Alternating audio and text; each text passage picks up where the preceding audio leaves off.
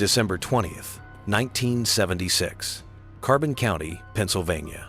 The Lehigh River cuts through the mountains of eastern Pennsylvania, winding through towns that once thrived on coal mining and railroads, but now survive on memories and stubbornness. The river runs cold in December, ice forming along the banks, snow covering the surrounding hills. It is a harsh, unforgiving landscape in winter, beautiful in its way, but indifferent to human suffering. That Monday morning, two men were walking along the railroad tracks near the town of Whitehaven. The tracks run parallel to the river, through dense forest and occasional clearings. The men were railroaders, inspecting the line, checking for damage, doing routine maintenance work. At approximately 10:30 a.m., they came across something on the embankment near the tracks. 3 large suitcases, old-fashioned luggage, the kind with hard shells and metal clasps. The suitcases were weather-beaten, partially covered in snow. The men approached cautiously. Abandoned luggage along railroad tracks usually meant one of two things. Either someone had lost their belongings or someone had dumped something they didn't want found. The men opened the first suitcase, and immediately they knew they had found something terrible. Inside the suitcase were human remains, body parts, wrapped in plastic bags, partially frozen. The smell, even in the cold, was unmistakable. The men ran. They found the nearest telephone. They called the Pennsylvania State Police. Within an hour, the scene was swarming with investigators. The 3 suitcases were carefully photographed and documented before being opened completely. What they contained was beyond comprehension. A human body, dismembered, divided among the 3 pieces of luggage. The torso in one suitcase, the legs in another, the arms and head in the third.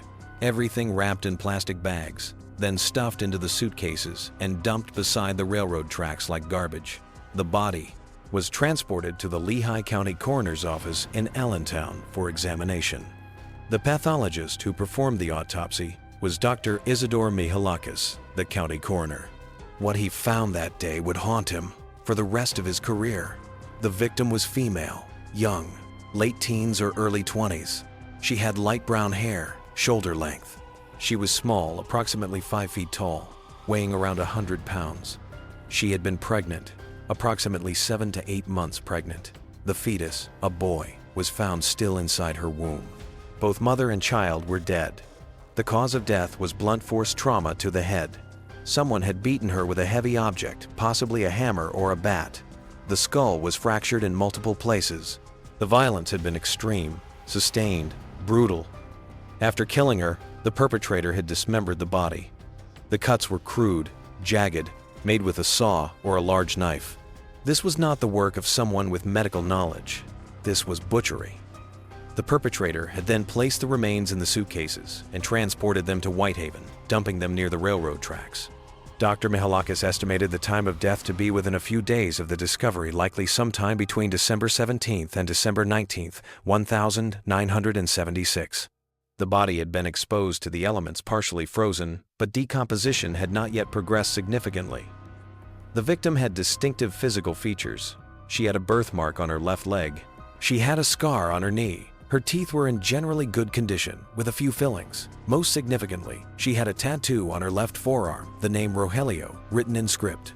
But despite these identifying features, despite fingerprints taken from the body, despite dental records, despite the tattoo with someone's name, the victim could not be identified.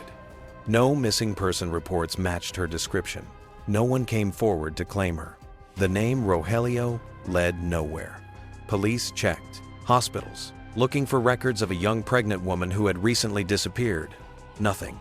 They checked welfare offices, social services, anywhere a pregnant teenager might have sought help. Nothing. The victim became known as Beth Doe Beth, because her body was found near Bethlehem, Pennsylvania, and Doe because she was unidentified. She was Jane Doe, number Beth, a nameless victim of a nameless killer. Pennsylvania State Police launched a full investigation. They examined the suitcases for clues. The luggage was old, manufactured in the 1962, common models that had been sold in department stores across the country. No fingerprints were found on the suitcases except those of the victim. The plastic bags that had wrapped the body parts were generic, available anywhere. There was no physical evidence pointing to a suspect. Detectives canvassed the area around Whitehaven. They interviewed residents. Had anyone seen a vehicle near the railroad tracks in the days before the discovery? Had anyone heard anything suspicious? No one had seen anything. No one had heard anything. Whitehaven was a small town, but the railroad tracks ran through remote areas. Someone could have driven up, dumped the suitcases, and driven away without being noticed. Investigators looked at the tattoo. Rogelio is a Spanish name, suggesting the victim might have been Hispanic. Police reached out to Hispanic communities in Pennsylvania, New Jersey, and New York. They distributed sketches of the victim's face, reconstructed by a forensic artist. They described her physical features, her tattoo, her condition. They pleaded for information. Surely someone knew this young woman. Surely someone knew who Rogelio was. But no one came forward. The fetus complicated the investigation. Beth Doe had been 7 to 8 months pregnant. Someone had impregnated her. Someone had to know she was pregnant. Where was the father? Was he involved in her death? Was he searching for her? The paddle. Questions multiplied, but answers remained elusive. By early 1977, the case had gone cold. Beth Doe was buried in a cemetery in Whitehaven. A small gravestone marked her resting place, inscribed with the name Beth Doe and the dates 1976. The fetus was buried with her. Mother and child, both nameless, both victims of a monster who had never been caught. But the case was not forgotten. Dr. Mihalakis, the coroner, kept the case file. He kept photographs. He kept samples of tissue, bone, and hair. He believed that someday, somehow, Beth Doe would be identified. He believed justice would come, even if it took decades. Years passed. The 1,970 seconds became the 1,980 seconds. The 1,980 seconds became the 1,990 seconds. Beth Doe remained unidentified. Periodically, investigators would review the case, looking for new leads, checking missing person databases, hoping for a breakthrough. But nothing ever materialized. The case remained one of Pennsylvania's most disturbing unsolved mysteries. In the early 2000s, advances in forensic science offered new hope. DNA testing had become standard in criminal investigations. Cold case detectives in Carbon County decided to revisit Beth Doe's case. Tissue samples that had been preserved since 1976 were sent to a laboratory for DNA analysis. A profile was successfully extracted and entered into CODIS, the FBI's national DNA database. There was no match. Beth Doe's DNA was not in the system. But at least now her genetic profile existed, waiting for a future comparison. In 2007, the National Center for Missing and Exploited Children created a facial reconstruction of Beth Doe, using modern forensic techniques to create a more accurate depiction of what she might have looked like in life. The image was distributed to media outlets, posted online, shared across social networks. The internet allowed the case to reach a wider audience than ever before. True crime enthusiasts became obsessed with Beth Doe. Who was she? Where had she come from? What had happened to her? Online forums filled with speculation. Amateur sleuths compared her to missing person cases from the 1,970 seconds.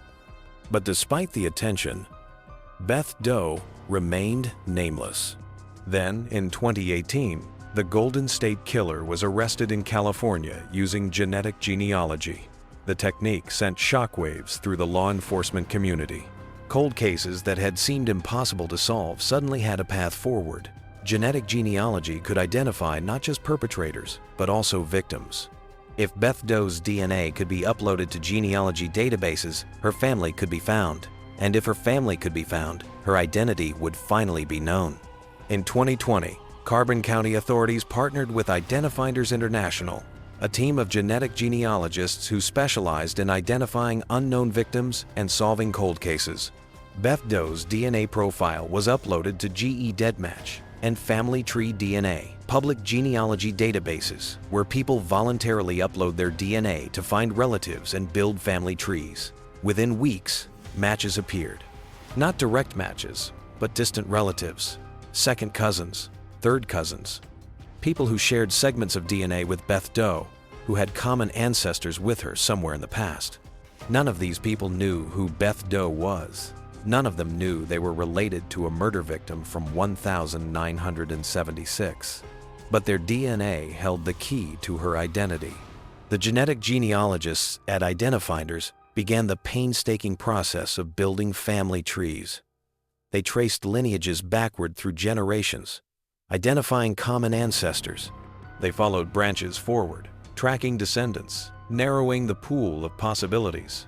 They focused on women who would have been teenagers or young adults in 1976, women who might have gone missing without being reported. By late 2020, the genealogist had narrowed the field to a specific family, a Puerto Rican family with roots in Corozal, Puerto Rico, but with members who had migrated to the mainland United States in the 1962nd and 1972nd. Within this family, one name stood out: a young woman who had disappeared in 1976. A young woman whose family had never reported her missing because they didn't know where she had gone, because they had lost contact with her, because they assumed she had simply moved on with her life. Evelyn Colon. Evelyn was born in Corozal, Puerto Rico in 1959. She was the youngest of several siblings. Her family was poor, struggling to make ends meet in a rural area where opportunities were scarce. In the early 1972s, Evelyn's mother moved to Jersey City, New Jersey, seeking better opportunities for her children. Evelyn came with her. She was a teenager, adjusting to life in a new country, learning English, navigating American culture. By 1975, Evelyn was living in Jersey City. She was 16 years old. She had dropped out of school. She was dating a young man, a fellow Puerto Rican immigrant. The relationship was tumultuous. There were fights, there were breakups, and reconciliations. In 1976, Evelyn became pregnant. She was 17 years old. The father of the child was her boyfriend. His name was Luis. Evelyn's family knew about the pregnancy. They were concerned. Evelyn was so young. Luis was unreliable. The relationship was unstable, but Evelyn insisted she loved him. She insisted they would make it work. She continued to see Luis throughout her pregnancy, even as the relationship became increasingly volatile. In December 1976, Evelyn was 7 months pregnant. She and Luis were living together in Jersey City. And then, suddenly, Evelyn was gone. She stopped calling her family. She stopped visiting. Her mother tried to reach her. Her siblings tried to find her. But Evelyn had vanished. Luis claimed she had left him, that she had run away, that she had gone to stay with friends. The family believed him. They assumed Evelyn had simply moved on. She was young, impulsive, perhaps overwhelmed by the pregnancy. They thought she would come back eventually. They thought they would hear from her. They never did. Days turned into weeks. Weeks turned into months. Months turned into years. Evelyn never came home. Her family never reported her missing because they didn't know she was missing. They thought she was alive somewhere, living her life. They had no idea she was dead. They had no idea she was buried in Pennsylvania under the name Beth Doe. In March 2021, genetic genealogists confirmed the identity. Beth Doe was Evelyn Colon. After 44 years, she finally had her name back. Carbon County authorities contacted Evelyn's family in New Jersey. They explained what had happened. They explained where Evelyn had been found, how she had died, how long she had remained unidentified. The family was devastated. For more than 4 decades, they had believed Evelyn was alive somewhere. They had believed she had simply chosen not to stay in touch. Now they learned the truth. Evelyn had been murdered.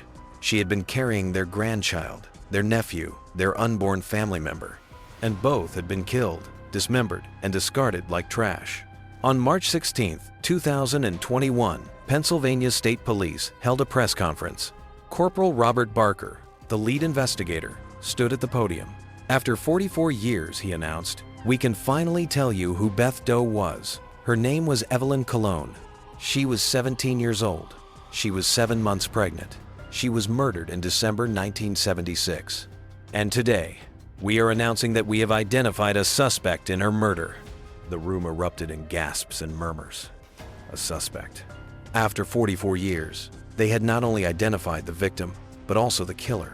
Corporal Barker continued. "The suspect is Luis Sierra Vargas. He was Evelyn's boyfriend and the father of her unborn child.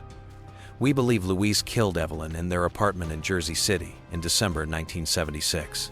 He then dismembered her body, placed the remains in suitcases, and transported them to Pennsylvania, where he dumped them near the railroad tracks in Whitehaven.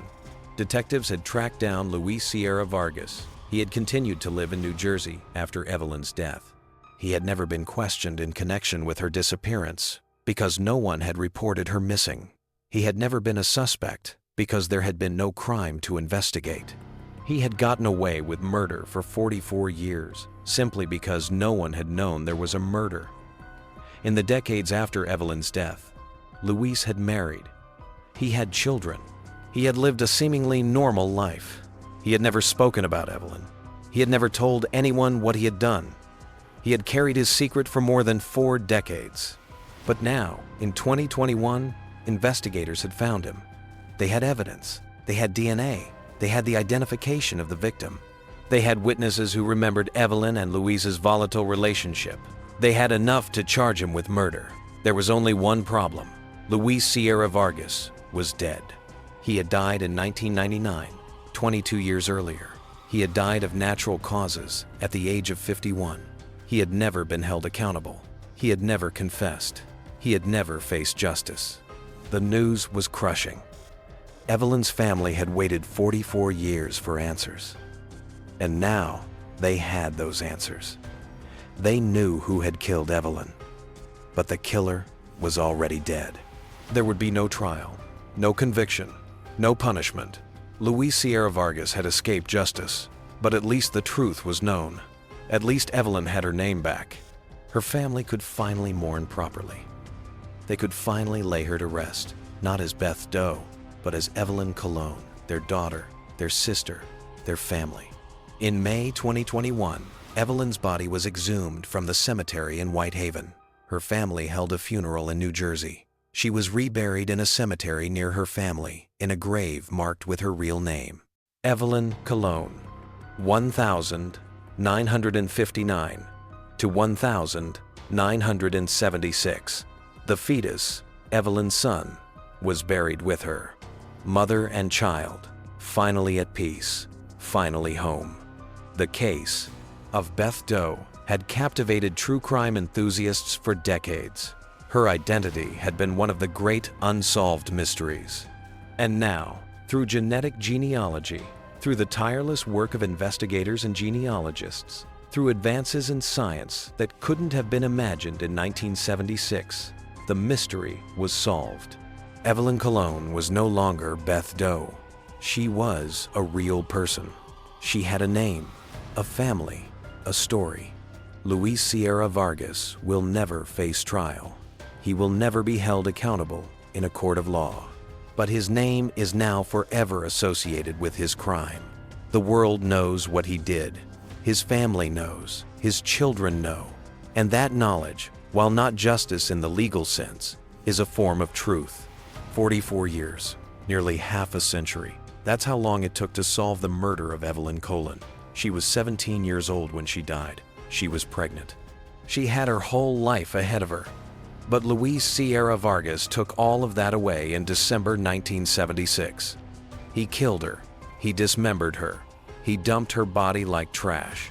And he lived the rest of his life pretending she had never existed. But Evelyn did exist. She was real. She mattered. And now, finally, everyone knows her name. The murder of Evelyn Colon is solved.